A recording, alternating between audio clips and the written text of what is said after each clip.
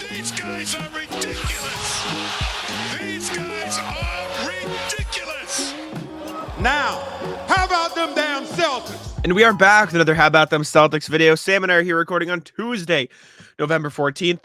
And today we're talking about Jrue Holiday and the rest of the Celtics guards / wings because they have taken a unique approach to guarding centers this year. I mean, we've talked about it on the pod. Jrue Holiday is just guarding centers this year. Like that is what he's doing. If you look at his matchup stats, it is Julius Randle, it is Joel Embiid, it is Karl-Anthony Towns. Like it is Jrue Holiday as a 6'5" guard guarding centers, big guys, right? Like players way outside of position. He was Julius Randle's primary defender in the first Knicks game. He guarded him a little last night as we're recording this. Karl-Anthony Towns, primary defender, Embiid's primary defender, guarded Scotty Barnes, guarded, the Nets wings, Finney Smith, Royce O'Neal, Mikal Bridges. Like he is guarding up positions. And Jaylen Brown took on the assignment last night too in the Celtics win over the Knicks. Last night as we're recording this, obviously.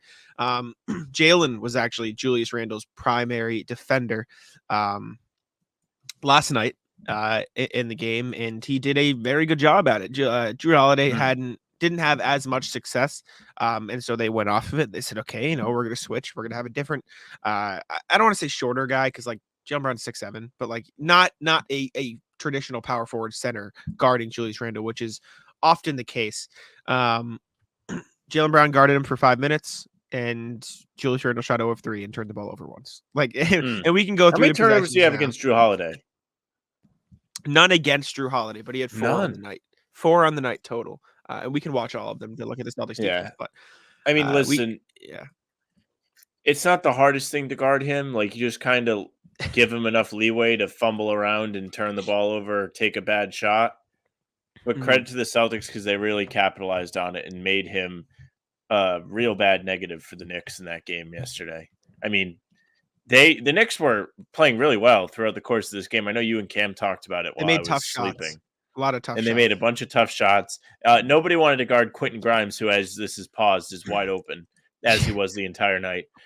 But they really did a great job of just emphasizing how poorly Julius Randle plays with the rest of the team.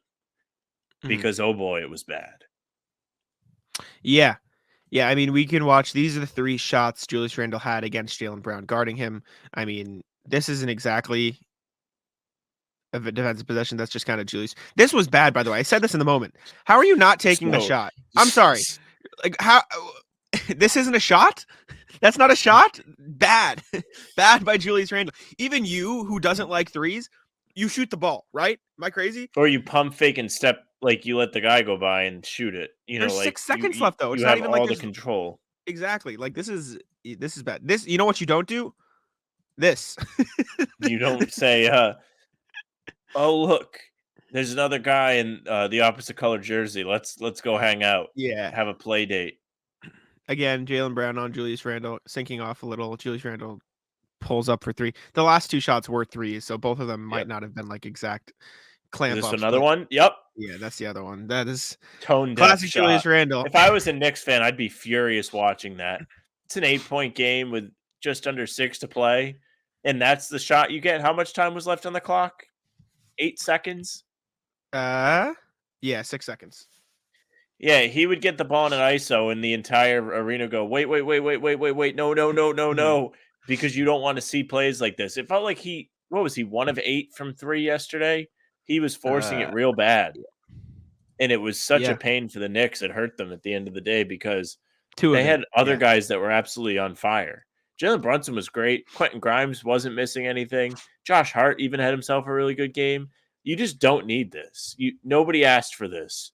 Nobody asked you to do a step back in your Skechers. By the way, I went into a Skechers store here and they don't have them. I wanted to see if they had the super cool Embiid Randle sneakers. No respect. But while we're talking about smaller guys guarding bigger guys in the Celtics defensive scheme, here are Julius Randle shot 1 of 10 when guarded by Jrue Holiday. Obviously, he was on Tatum here. Nice. I don't know why this counts as Jrue Holiday's matchup here. Maybe because he was closest in one of them, but it's a lot of tip-ins missed. Like that is the fastest way you can get off to a terrible efficiency start to start the season. That was the end of it. Wait, Yeah. Did Good Julius Randle start. get a piece of this, or Jrue Holiday get a piece of this? No, I He think he did. Yeah, literally he did. just No, he did. missed. Oh, he did. He did. He got it in there. That's bad though. It looks real bad.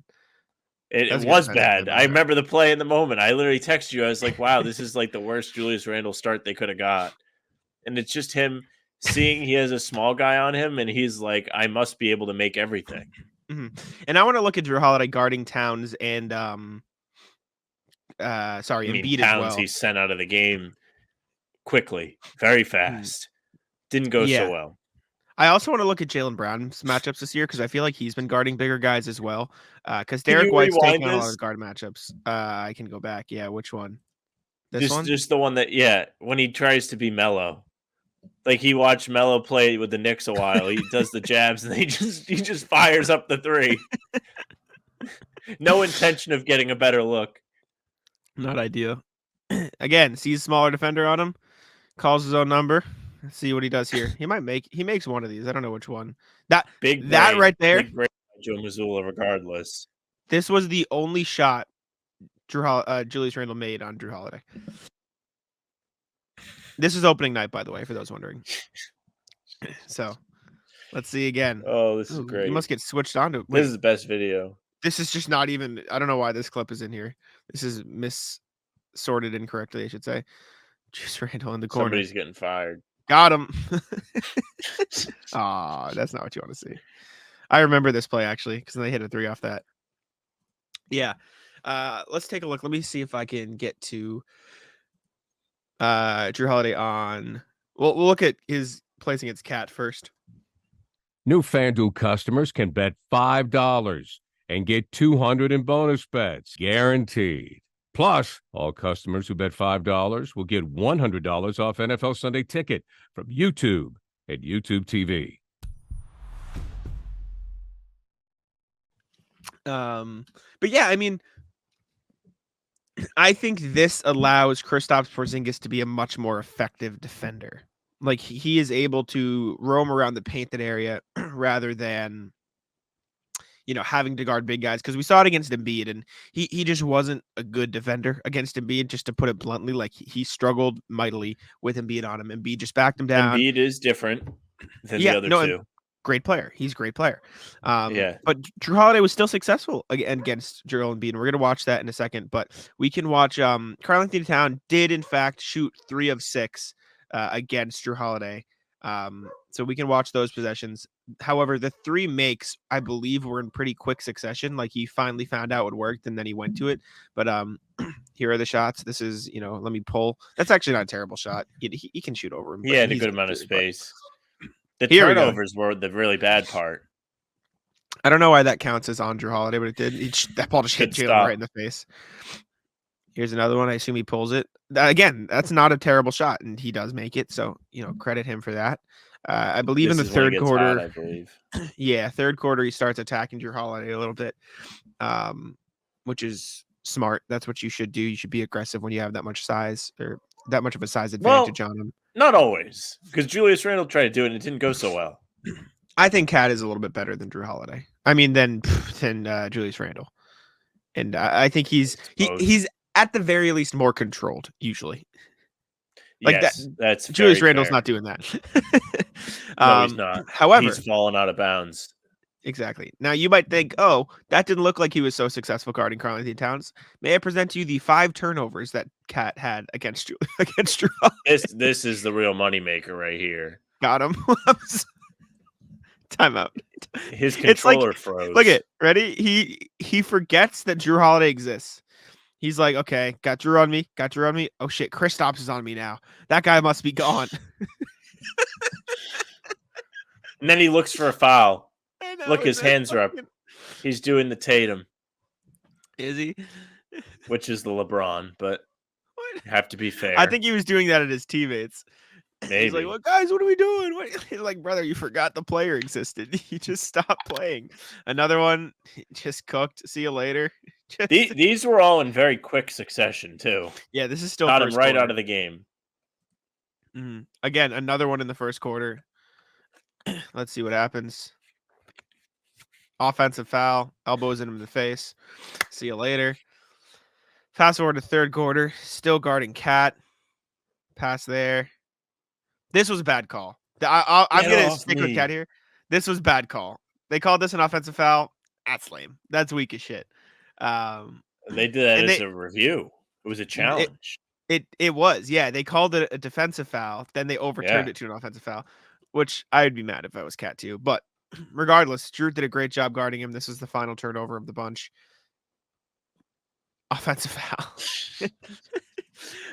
And so success there. And then the last example we'll use of Jrue Holiday, at least.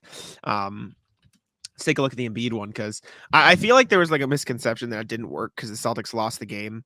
And same thing Embiid had 20 points. He wasn't anything exactly. For his standards, at least. Yeah, Holiday was technically the secondary matchup because Al Horford got more matchup time against him. But Jrue Holiday was like started the game on him and spent a lot of time on him. And so I think it was more noteworthy, at least, in this one. He starts off with a make, and it started off the game like this wasn't going to work. Like Jrue Holiday was going to get cooked because this happened, right? And everyone was like, okay, well, maybe they go away from it. And then as the game went on, you saw the Celtics help, come a little quicker. Jrue Holiday stand up a little better, not get beat, get to his spots. Like Jrue Holiday learned very quickly what he had to do to effectively guard Embiid. This one doesn't count as much because it's just a late in the shot clock thing. But then, just like Karl-Anthony Towns, you get into the turnovers. You get into the 3 turnovers Embiid had when guarded by Holiday. Small defender on him, tries to force a pact. It's great. Tatum in transition, easy bucket. All right, next up, Jrue Holiday back on him. Derek White fights to stay on Maxey. They switch back. Gets in the paint. Steal. Jrue Holiday, because you're not expecting, like, these big guys are so used to other big guys guarding them. They're not used to like the steals coming from smaller guards. Like they're not used to this level of defense. And when I say level, I mean literally like short. He's small. He's smaller. And then out of curiosity, I do want to see. Guy. Yeah. And last thing before we go, I do want to see who Jalen has been guarding this season. And if he's guarded any bigs, he's guarded actually a lot of smaller guys, a lot of Jalen Brunson in there, guarded Anthony Edwards, but he did spend some time on Julius Randle, which we showed at the start of the video, I believe. Did we show that at the start of the video? I think we did. We sure did, because he was fumbling around all at the Garden yesterday. Yep. But he's actually spent a lot of time on smaller guys. He did spend some time on Pascal Siakam, which he's guarded, throughout the course of his career. But I just think it's super interesting how the Celtics are guarding bigger guys with smaller guys, letting Kristaps play in the help role, giving Derek White the best guard assignment. And I think that about does it. Any final thoughts here before we wrap up? Again, doesn't say all that much when you slow down Julius Randle. You can't really slow somebody down that's kind of in quicksand or the mud all the time. But Embiid is going to be a good challenge there in Philly tonight as you're listening to this in the morning. Yep. So you're going to see the Celtics hopefully go in there with a chip on their shoulder and play for real. I think Holiday's defense will be a big part of that. Thought he was very important in the first. All the highlights, we saw the turnovers. Turnovers are huge. The difference in skill in terms of hand-eye from the guards, way better. Makes things more difficult on these big guys. So hopefully we get a nice Jrue Holiday game. Hopefully we get a nice Jalen game. Jalen, who's been playing pretty well lately, needs to keep it going. Yeah, agree. Thank you all for tuning in. Let us know what you think of the, Jrue Holiday guarding centers, Jaylen Brown guarding bigger guys sometimes as well. The Celtics defense this year. Subscribe to How About Them Celtics. We appreciate you, and I'll let Sam take it out. Hey, thank you very much for watching. Make sure you subscribe to the YouTube channel. Hit the notification bell so you don't miss any of our daily uploads. You can find them all here. You can find them also on Spotify and Apple. If you just want the audio versions, you can follow us there. Leave a 5-star review and say something nice. You can also find us on socials at How About Them C's, Twitter, Instagram, TikTok. Facebook is just the name of the podcast. You can follow Jack on Twitter at JackSimoneNBA. You can follow me at Sam LaFranceNBA. That's it for us. Bye. Tic-tac-toe. Come on.